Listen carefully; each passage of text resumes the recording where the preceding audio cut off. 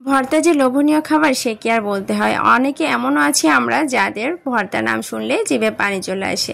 আজকে এমনই দুটি মজার ভর্তার রেসিপি নিয়ে চলে আসলাম। একটি হচ্ছে চিংড়ি মাছের ভর্তা আর একটি ঔষধি গুণে ভরপুর কালো জিরা ভর্তা। তো দুইটি ভর্তা রেসিপি কিভাবে আমি রেডি করলাম অবশ্যই পুরো ভিডিওটা কন্টিনিউ করলে বুঝতে পারবেন। আসসালামু আলাইকুম, কেমন আছেন সবাই?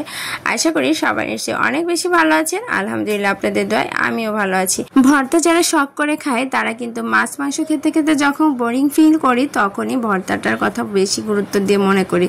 আমি আমার পছন্দের এই দুইটা ভর্তা রেসিপি করেছিলাম কুরবানির ঈদের ঠিক কয়েকদিন পরে। ভেবেছিলাম আপুদের সাথেও শেয়ার করব, যাতে করে যারা মাংস খেতে খেতে বোরিং ফিল করছেন তাদেরও উপকারে আসবে। তবে আমার ভয়েস দিতে অনেকটা লেট হয়ে গেছে, তো আজকে ভয়েস দিয়ে আপনাদের সাথে শেয়ার করছি। জানি না কজন আমার ভিডিওটা দেখবেন, যারা দেখবেন প্লিজ একটু আমাকে সাপোর্ট করে যাবেন।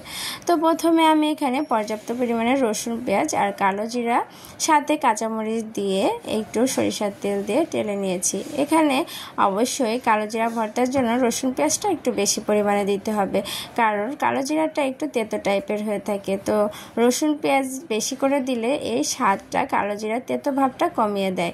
তো এই জন্য এই ভর্তাটার জন্য রসুন পেঁয়াজের পরিমাণটা একটু বাড়িয়ে দিতে হবে। তো আমি এখানে যে পরিমাণ কালো জিরা নিয়েছিলাম সেই পরিমাণে রসুন পেঁয়াজ পর্যাপ্ত হয়েছিল বলেই ভর্তাটা অনেক টেস্ট হয়েছিল, যাতে আমার ঘরের বাচ্চারাও খেতে পেরেছে। আর আমি তো অনেক বেশি পছন্দ করি। আর এই ভর্তাটা করে আমি অনেক দিন পর্যন্ত নর্মাল ফ্রিজে রেখে খেতে পারি, কারণ ভর্তাটা অনেকটা ঠান্ডার উপকার করে। আর আমার প্রায় কোল্ড অ্যালার্জি বলে একটু ঠান্ডার সমস্যাতে ভুগি।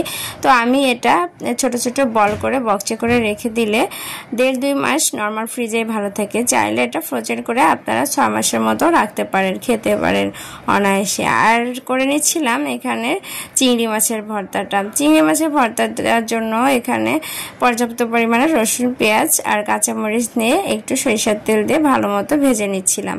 তারপর যখন এরকম একটা কালার চলে আসছে, মানে একটু লাল লাল কালার আসছে, তখন আমি এটাও পাটার উপরে নিয়ে নিলাম বাটার জন্য।